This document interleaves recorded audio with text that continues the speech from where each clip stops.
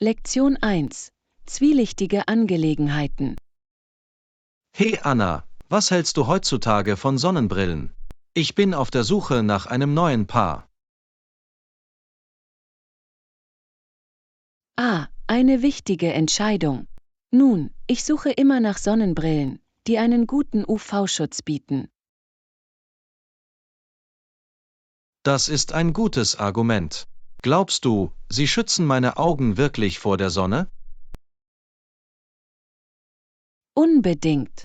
Die meisten hochwertigen Sonnenbrillen haben heutzutage einen eingebauten UV-Schutz. Hervorragend, genau das will ich. Ich will nicht bei strahlendem Sonnenschein die Augen zusammenkneifen. Absolut. Die richtige Sonnenbrille kann den Unterschied in Bezug auf Augenkomfort und Gesundheit ausmachen.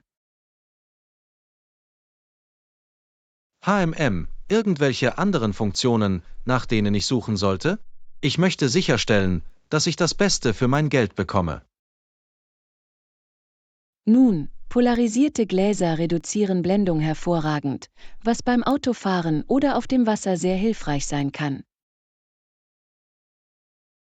Oh, polarisierte Gläser, gute Wahl. Das wäre perfekt für meine Outdoor-Aktivitäten. Auf jeden Fall. Und vergessen Sie nicht die Tönung der Gläser. Verschiedene Farben können den Kontrast und die Sichtbarkeit in verschiedenen Einstellungen verbessern. Ah ja, der Farbton, das ist ein gutes Argument. Ich muss ein paar verschiedene Optionen ausprobieren, um zu sehen, was für mich am besten funktioniert. Exakt. Bei der perfekten Sonnenbrille geht es darum, die richtige Balance aus Schutz, Leistung und persönlichem Stil zu finden. Stil, Tja, weißt du, ich kann einer stylischen Sonnenbrille nicht widerstehen. Irgendwelche Empfehlungen in dieser Hinsicht? Nun, das hängt wirklich von deiner Gesichtsform und deinen persönlichen Vorlieben ab. Aber ich bin immer ein Fan eines klassischen Aviator- oder Wayfarer-Stils. Oh, die Piloten, jetzt sprichst du meine Sprache. Bei denen fühle ich mich immer wie ein Filmstar. Ja, die Piloten haben einen zeitlosen, coolen Faktor. Ich denke, sie würden perfekt zu dir passen, John. In Ordnung, dann ist es geklärt. Flieger sind es. Danke für den hilfreichen Rat, Anna. Zeit, Sonnenbrillen einkaufen zu gehen. Lektion 2. Windtage-Vignetten. Guten Morgen, Anna. Ich habe über das Leben im Amerika des 19. Jahrhunderts gelesen und es klingt absolut faszinierend. Oh, wirklich? Erzähl es. Was hast du über diese vergangene Ära gelernt? Nun, zum einen sind die Beschreibungen des täglichen Lebens einfach so farbenfroh und lebendig. Die Leute von damals schienen einen wunderbaren Sinn für Humor zu haben. Ja, ich kann mir vorstellen, dass ihr Witz und ihr Charme wirklich zur Geltung kamen, selbst angesichts einiger herausfordernder Zeiten. Genau. Und so, wie sie selbst die alltäglichsten Aufgaben beschreiben, kann man sich vorstellen, wie sich die ganze Szene abspielt. Ich wette, sie hatten ein echtes Gespür für Geschichten erzählen. Ich male diese kleinen Vignetten ihrer Welt. Absolut. Ich habe einen Bericht über eine Frau gelesen, die Butter aufwirbelt. Sie hat es wie einen epischen Kampf gegen die Sahne klingen lassen. Oh, ich liebe das. Das Drama und der Prunk der täglichen Hausarbeit. Erweckt diese vergangenen Tage wirklich zum Leben. Das tut es, nicht wahr? Und die Art, wie sie in den Schwierigkeiten Humor finden, das finde ich so liebenswert. Ja, Ein wahrer Beweis für die Widerstandsfähigkeit und Lebensfreude der Amerikaner des 19. Jahrhunderts. Sie ließen sich von den Schwierigkeiten der Zeit nicht die Stimmung trüben. Exakt. Und neben dem Humor gibt es dieses Gefühl von Gemeinschaft und Kameradschaft, das wirklich durchscheint.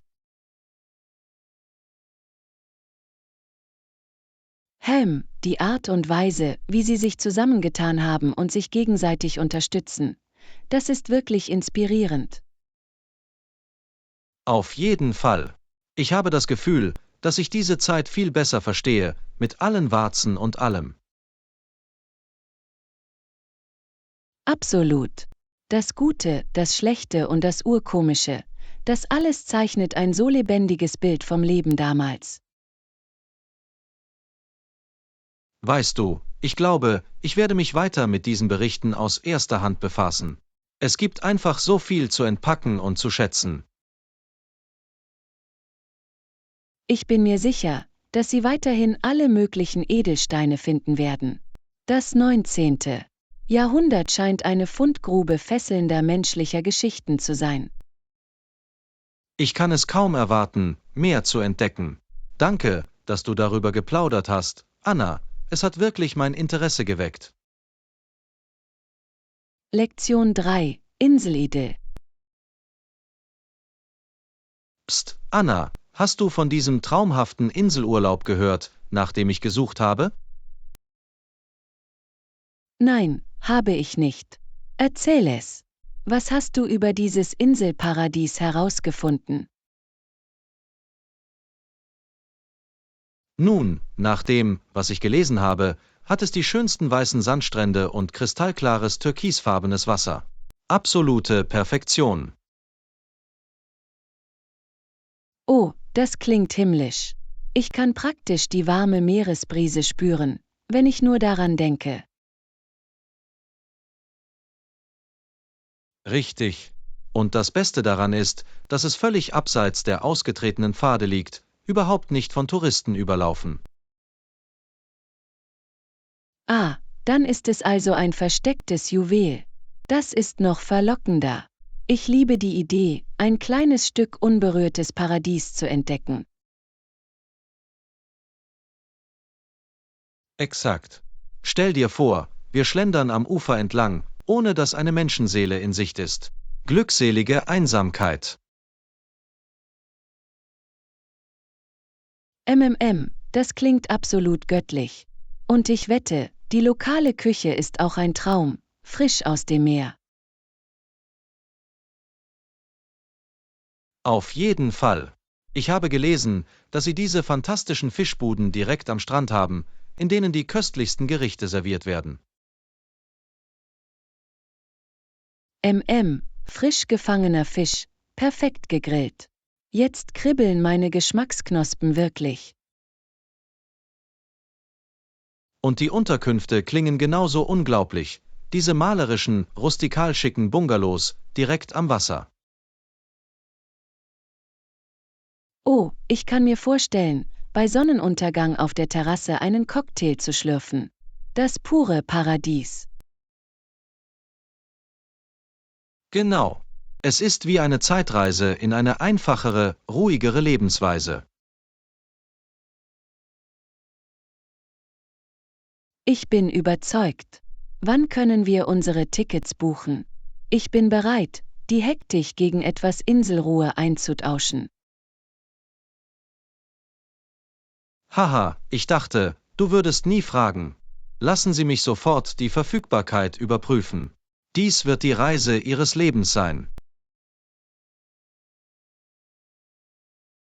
Lektion 4: Eine schmerzhafte Schuhsituation.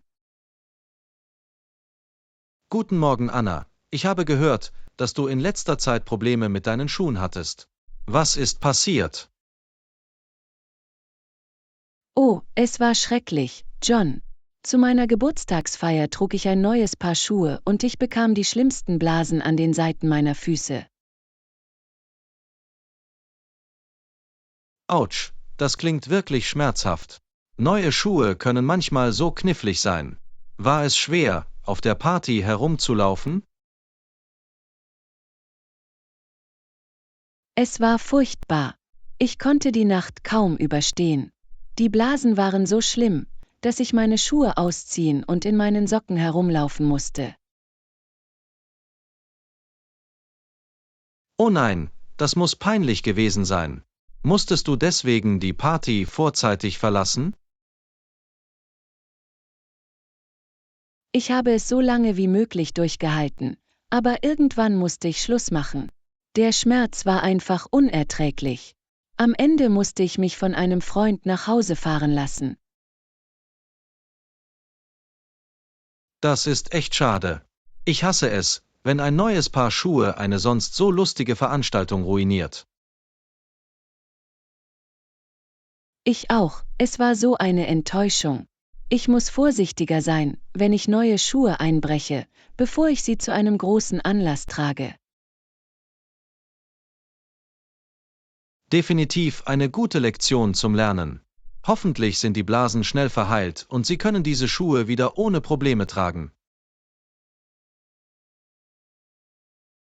Es hat eine Weile gedauert, aber jetzt geht es Ihnen endlich allen besser. Ich weiß beim nächsten Mal, dass ich sie zuerst eine Weile im Haus tragen muss, bevor ich sie ausziehe. Kluger Schachzug. Auf diese Weise können Sie diese schmerzhafte Blasenbildung in Zukunft vermeiden. Lebe und lerne, richtig? Lektion 5. Revamp fortsetzen. Guten Morgen, Anna. Kann ich Ihren Rat zur Überarbeitung meines Lebenslaufs einholen? Absolut. John, was möchtest du hervorheben oder verbessern? Nun, ich strebe eine höhere Position an, also möchte ich sicherstellen, dass mein Lebenslauf wirklich meine besten Fähigkeiten und Leistungen zeigt. Ich hab's. Der Schlüssel ist, Ihren Lebenslauf auf die spezifische Stelle zuzuschneiden, für die Sie sich bewerben. Was sind die unverzichtbaren Qualifikationen? Toller Punkt. Nach allem, was ich gesehen habe, suchen Sie nach starken Fähigkeiten in den Bereichen Führung, Projektmanagement und strategisches Denken. Okay, perfekt. Dann würde ich mich darauf konzentrieren, diese Stärken in Ihrem Lebenslauf hervorzuheben. Weißt du, ich sollte wahrscheinlich auch einige messbare Erfolge einbeziehen, um das zu untermauern. Auf jeden Fall. Wenn Sie Ihre Wirkung quantifizieren, werden Ihre Leistungen wirklich hervorstechen. Richtig, vielleicht die Hervorhebung eines großen Projekts, das ich geleitet habe und das zu Kosteneinsparungen von X% oder einer Produktivitätssteigerung geführt hat. Genau. Solche konkreten Ergebnisse werden die Aufmerksamkeit des Personalchefs auf sich ziehen. Toll, das ist super hilfreich. Ich denke auch darüber nach, das Layout neu zu organisieren, um es visuell wirkungsvoller zu gestalten. Tolle Idee. Sie möchten, dass es sauber, übersichtlich und leicht zu scannen ist. Experimentieren Sie vielleicht mit einigen kreativen Abschnittsüberschriften. Oh, gute Entscheidung. Ich dachte darüber nach, im Voraus einen Abschnitt wichtige Beiträge zu erstellen. Ich liebe das. So können Sie Ihre beeindruckendsten Siege auf Anhieb präsentieren. Fantastisch. In Ordnung. Ich fühle mich voller Energie, diesen Lebenslauf etwas aufzufrischen. Danke für den tollen Rat, Anna. Lektion 6. Urlaubsplanung.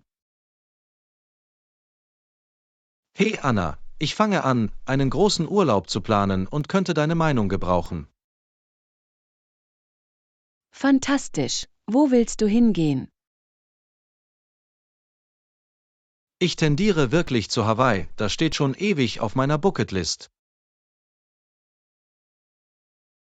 Oh, Hawaii wäre eine unglaubliche Wahl.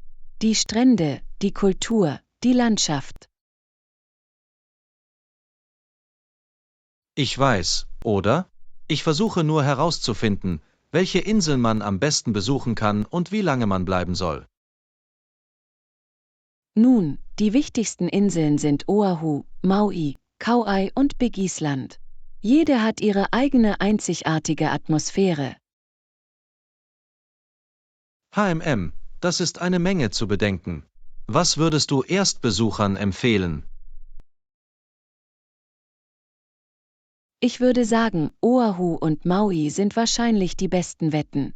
Oahu hat Honolulu und berühmte Orte wie Waikiki Beach. Ah ja, Waikiki klingt fantastisch. Und Maui hat diese wunderschöne Road to Hana Drive, richtig?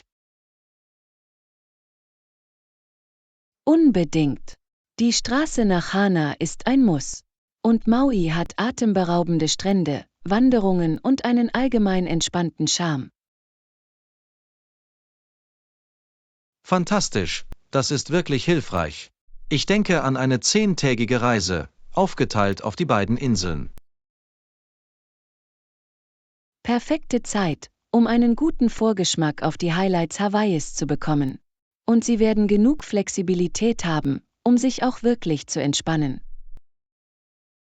Toll, ich bin so aufgeregt, wenn ich nur daran denke. Es ist lange her, dass ich so einen großen Urlaub hatte.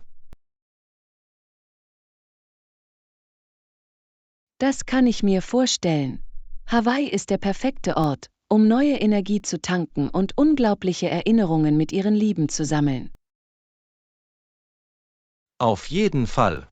Ich kann mir schon vorstellen, am Strand einen Mai Tai zu schlürfen. In Ordnung, Zeit, mit der Buchung zu beginnen. Lektion 7. Schneller Einkaufsbummel. Guten Morgen, Anna. Ich gehe gerade in den Laden. Brauchst du irgendwas, wenn ich unterwegs bin? Oh, perfekter Zeitpunkt. Tatsächlich gehen uns ein paar wichtige Dinge aus. Könntest du etwas Milch und Brot holen? Gar kein Problem. Gibt es sonst noch etwas, das uns ausgeht? Lass mich nachdenken. Oh, wir könnten auch frische Produkte gebrauchen. Vielleicht ein paar Äpfel und Spinat? Ich hab's, Äpfel und Spinat. In Ordnung, ich sorge dafür, dass ich das alles abhole. Du bist ein Lebensretter, danke. Ich wollte nur schnell eine Einkaufsliste machen. Ich helfe gerne. Gibt es etwas Spezielles, das Sie für die Mahlzeiten in dieser Woche im Sinn hatten? Nun, ich dachte daran, ein paar herzhafte Salate zuzubereiten. Der Spinat wäre perfekt dafür. Hervorragend, Salate klingen köstlich. Ich nehme auch ein paar andere Gemüsesorten, nur für den Fall. Du bist der Beste. Ich weiß es wirklich zu schätzen, dass du dir die Zeit nimmst, für mich in den Laden zu rennen. Natürlich überhaupt kein Problem. Ich bin sicher, ich komme zurück, bevor du dich versiehst. Ich mache es später wieder gut. Vielleicht bereite ich dein Lieblingsgericht zum Abendessen zu. Klingt nach einem Plan. In Ordnung, ich gehe zum Markt. Im Handumdrehen zurück. Lektion 8. Um Unterstützung bitten. Guten Tag, Anna. Kann ich deine Gedanken zu etwas hören? Natürlich. John, was beschäftigt dich?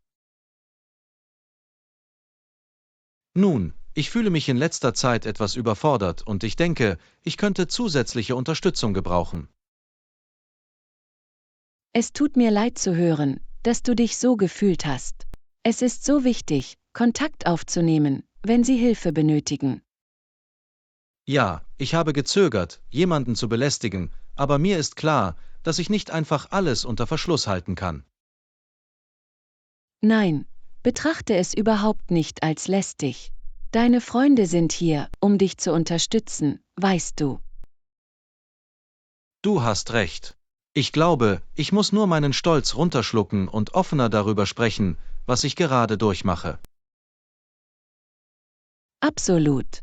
Mit Menschen, denen Sie vertrauen, darüber zu sprechen, kann einen großen Unterschied machen. Das ist ein gutes Argument. Ich dachte daran, dieses Wochenende ein paar enge Freunde zu kontaktieren. Ich finde, das ist eine wunderbare Idee. Manchmal brauchen wir nur ein offenes Ohr und ein bisschen Ermutigung. Exakt. Ich bin mir sicher, dass es mir helfen wird, mich besser zu fühlen, wenn ich etwas davon von der Seele nehme. Ich habe keinen Zweifel daran, dass es so sein wird. Und denk dran, ich bin immer da, wenn du eine zusätzliche Schulter zum Anlehnen brauchst. Das weiß ich wirklich zu schätzen, Anna. Es bedeutet mir viel zu wissen, dass ich deine Unterstützung habe. Natürlich, John. Dafür sind Freunde da. Ich freue mich, dass du den ersten Schritt machst. Ich auch. In Ordnung. Ich werde diese Anrufe heute Abend tätigen. Wünsche mir Glück. Lektion 9. Erkundung der dalmatinischen Küste. Guten Abend, Anna. Warst du schon einmal in Kroatien? Nein, habe ich nicht, aber ich habe gehört, dass es ein absolut wunderschönes Land ist. Warum fragst du?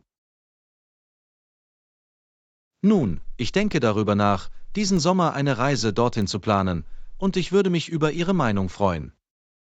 Oh, das klingt wunderbar. Welche Gebiete Kroatiens erwägen Sie zu besuchen? Ich dachte daran, mich auf die dalmatinische Küste zu konzentrieren, Orte wie Dubrovnik und Split. Ah ja, die dalmatinische Küste ist atemberaubend. Insbesondere diese beiden Städte sind ein Muss. Das habe ich gehört. Was weißt du über sie? Was macht sie so besonders? Nun, Dubrovnik ist bekannt für seine wunderschön erhaltene Altstadt, die von alten Stadtmauern umgeben ist. Wow, das klingt unglaublich. Und was ist mit Split? Split ist eine lebendige Küstenstadt mit einer atemberaubenden Strandpromenade und dem beeindruckenden Diokletian-Palast. Diokletian-Palast, Das muss ich nachschlagen. Es scheint, als gäbe es dort so viel Geschichte und Kultur. Absolut. Die dalmatinische Küste ist im Allgemeinen auch für ihre atemberaubenden Naturlandschaften bekannt. Das habe ich gehört, kristallklares türkisfarbenes Wasser, dramatische Klippen und malerische Inseln. Genau. Es ist wirklich der Traum eines Fotografen. Ich wette, Sie würden eine tolle Zeit haben, diese Region zu erkunden. Ich bin begeistert. Kroatien steht definitiv ganz oben auf meiner Reiseliste. Danke für die hilfreichen Einblicke, Anna. Natürlich. Ich freue mich darauf, dass Sie die dalmatinische Küste erleben. Du wirst es lieben. Ich kann es kaum erwarten. Ich muss dir den Kopf zerbrechen, wenn ich mit der Planung der Reiseroute beginne. Lektion 10. Erkundung der Hawaii-Inseln. Aloha, Anna. Warst du schon einmal auf Hawaii? Hallo, John. Nein, ich hatte noch keine Gelegenheit, Hawaii zu besuchen, aber es steht definitiv auf meiner Reiseliste. Nun, du wirst einen echten Leckerbissen erleben. Ich komme gerade von einer Reise zu den Inseln zurück und es war absolut unglaublich. Oh, erzähl mir mehr. Welche Inseln konntest du erkunden? Ich habe mich hauptsächlich auf die 4 Hauptinseln Oahu, Maui, Kauai und Big Island konzentriert. Wow, das ist eine großartige Kostprobe des hawaiianischen Archipels. Was waren einige der Höhepunkte?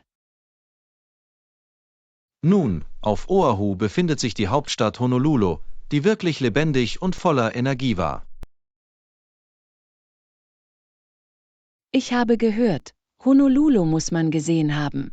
Was ist mit den anderen Inseln? Maui ist bekannt für seine atemberaubende natürliche Schönheit, wie den Vulkan Haleakala und die Rot-Tuhana. Ah ja, der Weg nach Hana, der steht definitiv auf meiner Liste. Und was ist mit Kauai und der großen Insel? Kauai wird wegen seiner üppigen, tropischen Landschaften oft als Garteninsel bezeichnet. Und die Big Island ist einfach riesig, sie ist die größte der hawaiianischen Inseln. Unglaublich! Ich kann mir die Vielfalt der Landschaften und Erlebnisse auf all diesen Inseln nur vorstellen.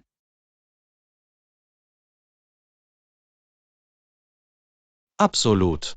Hawaii hat wirklich für jeden etwas zu bieten, vom geschäftigen Stadtleben bis hin zu den ruhigen, unberührten Naturwundern.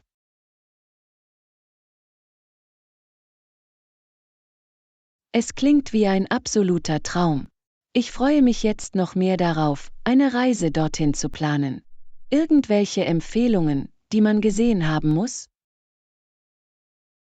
Nun, mit keiner der Inseln kann man etwas falsch machen, aber ich würde sagen, Kauai und die Rot-Tuhana auf Maui sind 2 der Highlights, die man nicht verpassen darf. Vermerkt. Die muss ich auf jeden Fall zu meiner Reiseroute hinzufügen, wenn ich es endlich nach Hawaii schaffe. Ich bin sicher, du wirst eine tolle Zeit haben. Lassen Sie mich wissen, wenn Sie weitere Tipps benötigen, wenn Sie mit der Planung Ihrer Reise beginnen. Lektion 11. Den perfekten Urlaub buchen. Guten Morgen, Anna. Hast du schon angefangen, deinen nächsten Urlaub zu planen? Guten Morgen, John. Ja, ich habe ein paar Optionen geprüft, aber ich bin ein bisschen überwältigt von all den Möglichkeiten. Ich höre dich. Die Urlaubsplanung kann eine schwierige Aufgabe sein, besonders bei so vielen tollen Reisezielen da draußen. Auf jeden Fall. Haben Sie Tipps zur Rationalisierung des Prozesses? Nun, das Erste, was ich immer empfehle, ist, deine Must-Haves herauszufinden. Was ist dir in einem Urlaub am wichtigsten? Das ist ein gutes Argument. Für mich weiß ich, dass ich einen Ort mit einer wunderschönen Naturlandschaft und vielen Outdoor-Aktivitäten möchte. Oh, das grenzt es schön ein. Gibt es bestimmte Regionen oder Klimazonen, in die Sie sich hingezogen fühlen? Dieses Mal sehne ich mich wirklich nach einer tropischen Atmosphäre. Vielleicht irgendwo wie in der Karibik oder Hawaii. Eine hervorragende Wahl. Diese Reiseziele bieten so viel natürliche Schönheit und Abenteuer. Genau. Jetzt ist es schwierig, die richtigen Unterkünfte zu finden, die zu meinem Budget passen. Ah ja, die Hotelsuche kann eine echte Herausforderung sein. Haben Sie versucht, Reisevergleichsseiten zu verwenden? Das habe ich. Aber ich fühle mich immer noch ein bisschen festgefahren. Haben Sie bevorzugte Buchungsplattformen, die Sie empfehlen würden? Weißt du, ich hatte großes Glück mit einer Seite namens Kajak, als ich meine letzte Reise nach Hawaii plante. Oh, Kajak sagst du? Das muss ich überprüfen. Was hat dir daran gefallen? Nun, die Oberfläche ist wirklich benutzerfreundlich und sie leisten hervorragende Arbeit beim Aggregieren und Vergleichen von Angeboten auf verschiedenen Websites. Das klingt perfekt. Ich muss Kajak ausprobieren und sehen, welche Optionen Sie für die Karibik haben. Auf jeden Fall. Und lassen Sie mich wissen, wenn Sie weitere Tipps benötigen, sobald Sie anfangen, Ihre Auswahl einzugrenzen. Werde ich tun. Vielen Dank, John. Ich weiß es wirklich zu schätzen, dass Sie sich die Zeit genommen haben, Ihr Fachwissen zu teilen. Ich helfe gerne. Ich bin mir sicher, dass Sie den perfekten Urlaubsort finden werden. Viel Spaß beim Planungsprozess. Lektion 12. Wochenendwunderland. Jo, Anna. Hattest du ein gutes Wochenende? Seid gegrüßt, John. Ja, habe ich, es war wunderschön. Wie steht's mit dir? Meins war großartig. Danke der Nachfrage. Ist etwas Aufregendes passiert? Tatsächlich haben meine Familie und ich ein kleines Outdoor-Abenteuer erlebt. Oh, wirklich? Sag doch, das klingt genau nach meinem Geschmack. Nun, wir packten ein Picknick ein und machten uns für den Tag auf den Weg in den nahegelegenen Park. Ein Picknick im Park, hm? Das klingt nach der perfekten Art, ein Wochenende zu verbringen. Das war es wirklich. Das Wetter war herrlich und wir fanden ein schönes schattiges Plätzchen unter einer großen Eiche. Das klingt idyllisch. Was für Leckereien hattest du in deinem Picknickkorb? Oh, die üblichen Verdächtigen, Sandwiches, frisches Obst, ein paar hausgemachte Kekse und natürlich eine Flasche Wein. Oh, Wein im Park. Ich verstehe, dass wir gefährlich leben. Aber es klingt köstlich.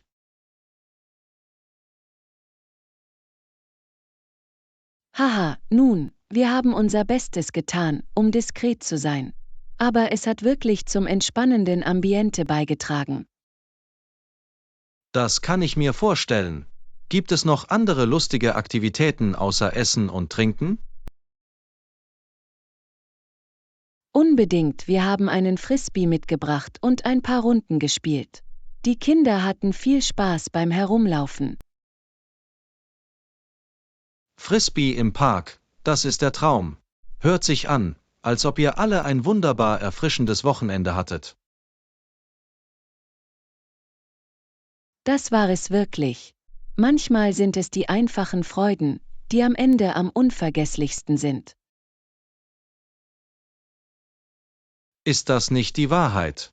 Nun, ich freue mich, dass Sie und Ihre Familie etwas Zeit im Freien genießen konnten. Ich auch, John. Vielleicht können wir bald zusammen ein kleines Picknick im Park planen. Das würde mir gefallen. Sag einfach das Wort und ich bringe die beste Weinauswahl mit. Lektion 13. Wertschätzung von Kunst am Flughafen. Hallo, Anna. Warst du in letzter Zeit am Flughafen? Seid gegrüßt, John. Tatsächlich war ich erst neulich dort. Oh, wirklich? Hast du zufällig all die Kunst und Ausstellungen bemerkt, die sie haben? Weißt du, das habe ich. Ich war völlig fasziniert von den schönen Displays. Ist es nicht unglaublich? Ich lege immer Wert darauf, durch die Terminals zu schlendern und alles in mir aufzusaugen. Absolut. Es ist so ein Vergnügen, auf all diese Kreativität und Kultur zu stoßen. Ich könnte nicht mehr zustimmen. Die Vielfalt der Medien und Stile ist wirklich beeindruckend. Auf jeden Fall. Von den großformatigen Skulpturen bis hin zu den komplizierten Gemälden ist es wie eine Kunstgalerie in Bewegung. Genau. Und ich finde es toll, wie sie die Ausstellungen regelmäßig wechseln, so dass es immer etwas Neues zu entdecken gibt. Ich auch. So vergeht die Zeit, die man damit verbringt, auf einen Flug zu warten, wirklich wie im Flug. Haha, kein Wortspiel beabsichtigt. Aber du hast recht, es ist die perfekte Art, sich die Zeit zu vertreiben. Absolut. Und es ist nicht nur die Kunst, das gesamte Ambiente ist so inspirierend.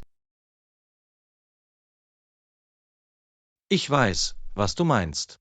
Es ist einfach etwas, auf einem Flughafen zu sein, das die Fantasie beflügelt. Ich hätte es selbst nicht besser sagen können. Es ist wie ein Portal zur Welt, voller Möglichkeiten. Ich könnte nicht mehr zustimmen.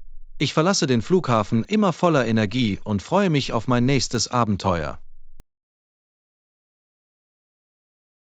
Das Gleiche hier.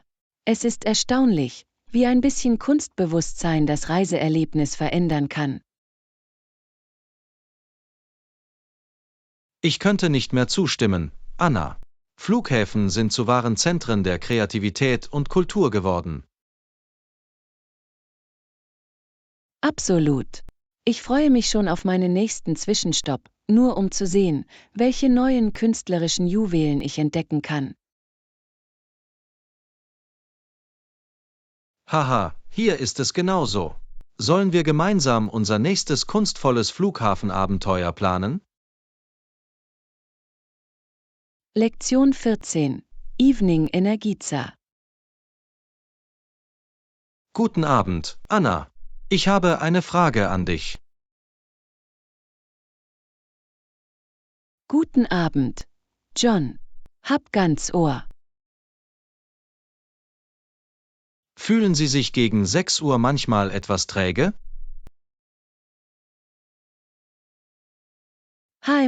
Jetzt wo du es erwähnst, ja. Das ist eine übliche Zeit, in der ich einen kleinen Energieeinbruch habe. Genau. Ich hatte früher auch damit zu kämpfen, bis ich anfing, etwas Neues auszuprobieren. Ach, erzählen Sie, ich bin fasziniert.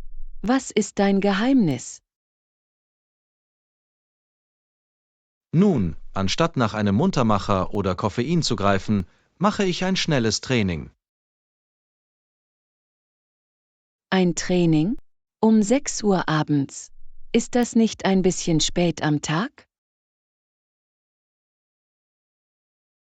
Das könnte man meinen, aber es wirkt tatsächlich Wunder für mein Energieniveau.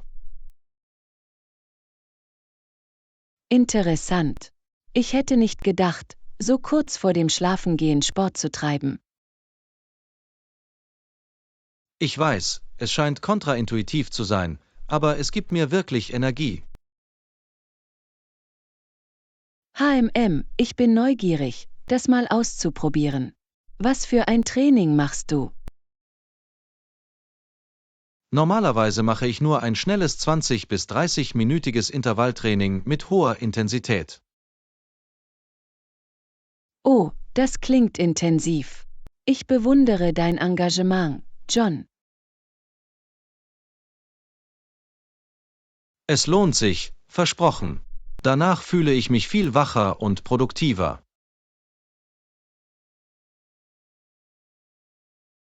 In Ordnung, du hast mich überzeugt. Ich probiere es morgen Abend mal aus. Hervorragend. Lass mich wissen, wie es läuft. Ich bin gespannt, ob es auch bei dir funktioniert. Das werde ich tun. Danke für den tollen Tipp, John. Ich bin bereit, das abendliche Flaute zu überwinden. Jederzeit, Anna. Auf einen energiegeladenen Abend. Lektion 15. Morning Boost. Guten Morgen, Anna. Hast du die von mir vorgeschlagene Trainingsroutine für den Abend ausprobiert? Hallo, John. Ja, habe ich, und ich muss sagen, es hat die Spielregeln verändert. Wunderbar. Ich freue mich sehr zu hören, dass es auch bei dir gut funktioniert hat. Unbedingt. Abends fühle ich mich jetzt viel energiegeladener. Das ist großartig. Haben Sie bisher weitere Vorteile bemerkt? Nun, ich habe besser geschlafen und ich finde, dass ich abends produktiver bin. Ah, genau das habe ich erlebt. Es ist erstaunlich, wie sich ein bisschen Bewegung so positiv auswirken kann.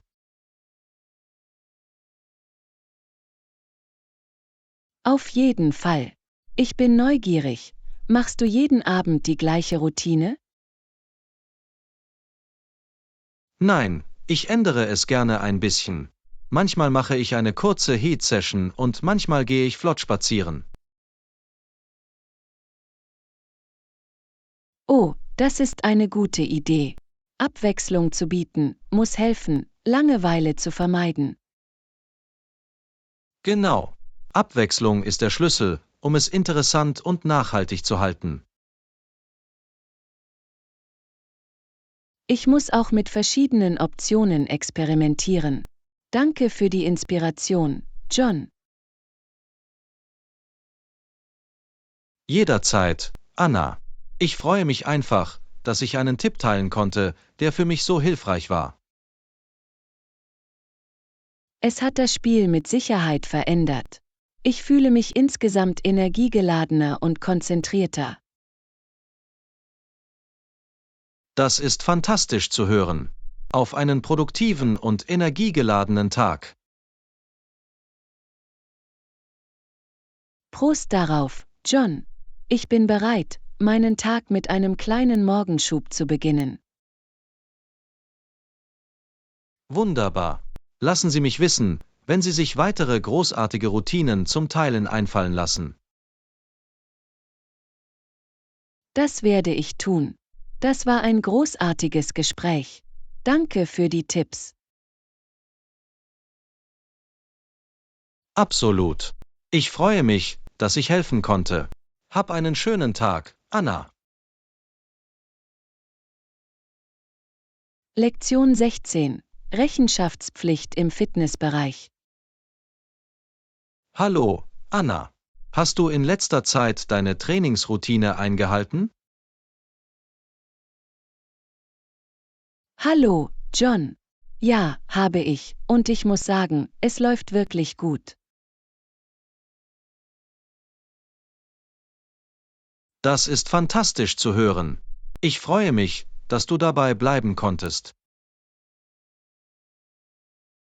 Absolut. Es ist jetzt wirklich ein fester Bestandteil meines Tagesablaufs geworden.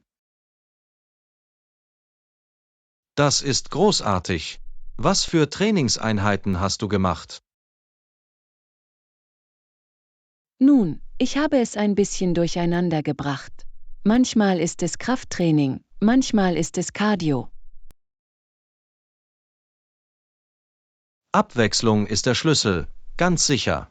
Hält die Dinge interessant und fordert ihren Körper auf unterschiedliche Weise heraus. Genau. Ich finde, dass ich mich jetzt auf mein Training freue, anstatt mich davor zu fürchten.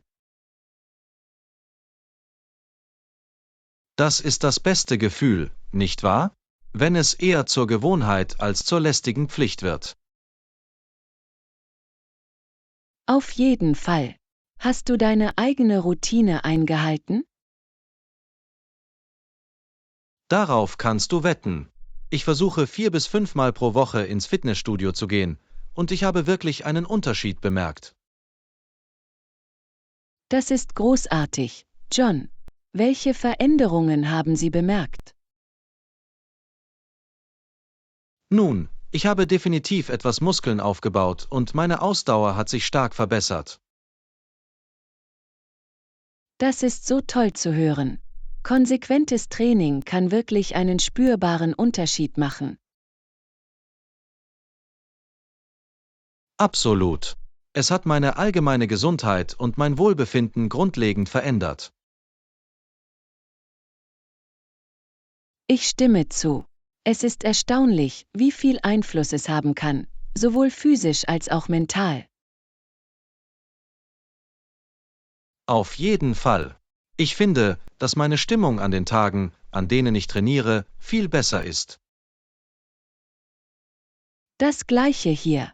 Es ist wie ein natürlicher Stimmungsaufheller. Genau. Nun, mach weiter so, Anna. Ich bin stolz auf dich.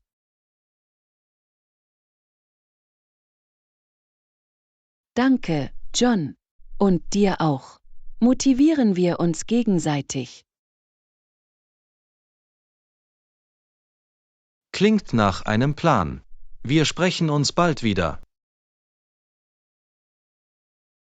Lektion 17. Hoteletikette.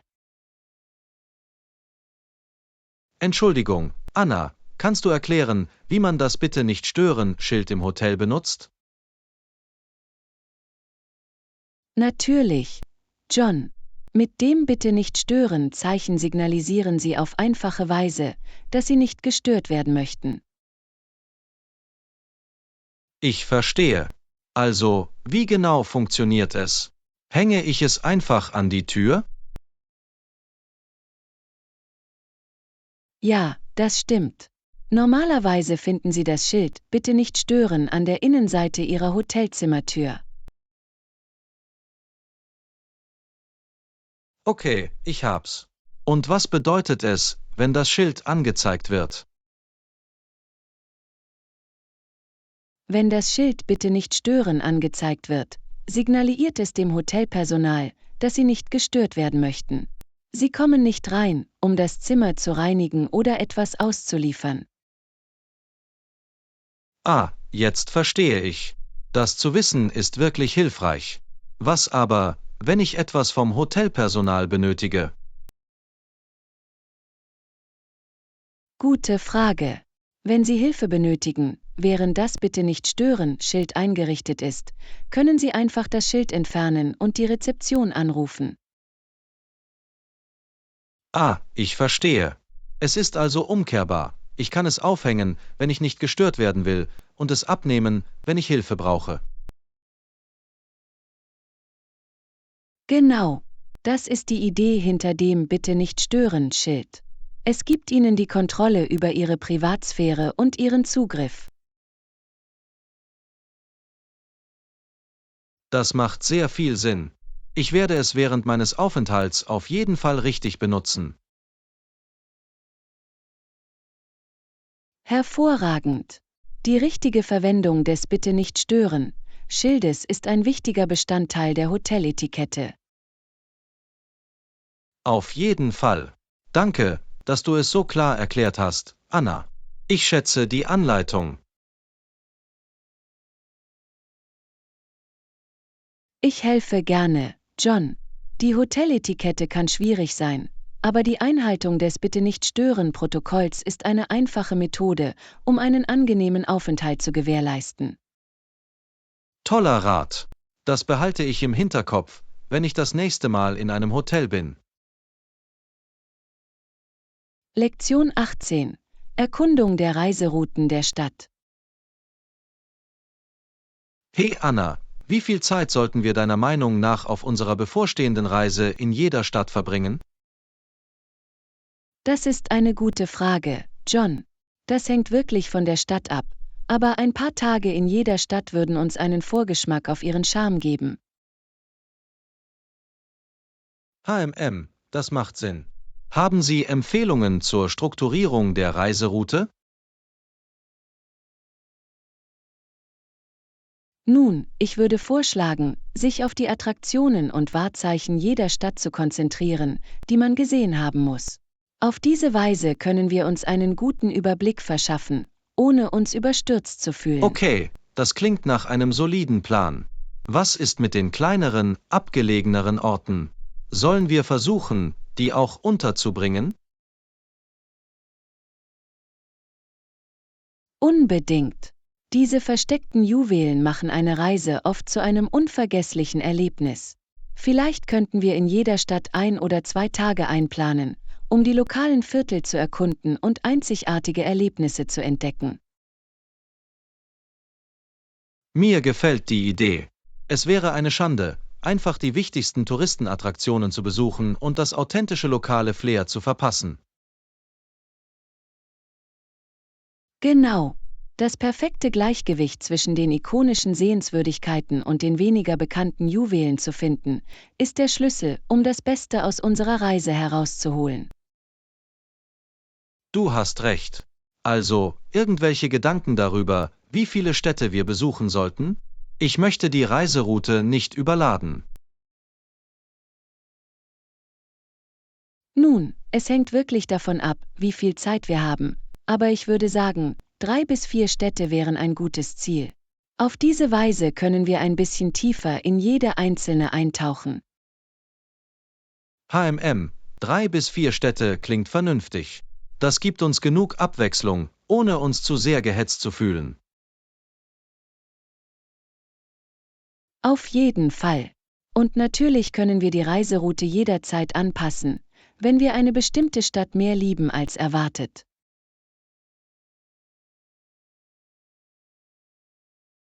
Guter Punkt.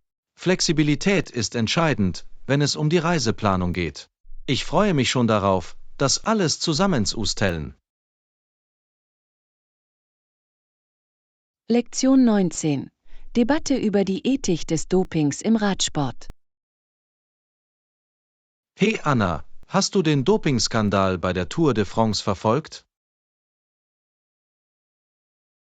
Das habe ich. Und es hat wirklich viele Kontroversen in der Radsportwelt ausgelöst.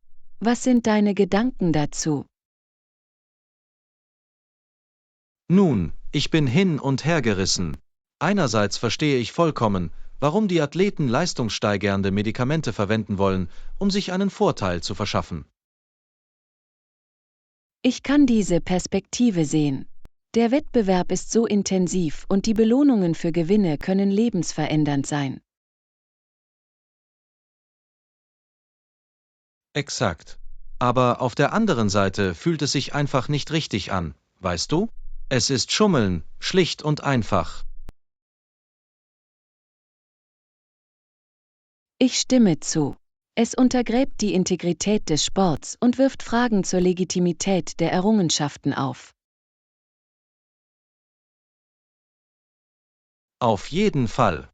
Und du musst dich fragen, wie viele andere Athleten das Gleiche tun, aber noch nicht erwischt wurden. Guter Punkt. Es stellt wirklich das gesamte System in Frage. Denken Sie, strengere Vorschriften und Tests würden helfen? Vielleicht, aber dann muss man sich fragen, ob das nur zu einem noch raffinierteren Dopingwettrüsten führen würde. Das ist wahr. Es ist ein wirklich komplexes Problem ohne einfache Lösungen. Vollkommen. Letzten Endes wünschte ich mir, die Athleten würden unter wirklich gleichen Wettbewerbsbedingungen antreten, weißt du? Ich höre dich. Es wäre so viel inspirierender zu sehen, wie Menschen allein durch harte Arbeit und natürliches Talent Erfolg haben. Absolut. Der Dopingskandal hat für mich den ganzen Sport irgendwie getrübt, um ehrlich zu sein.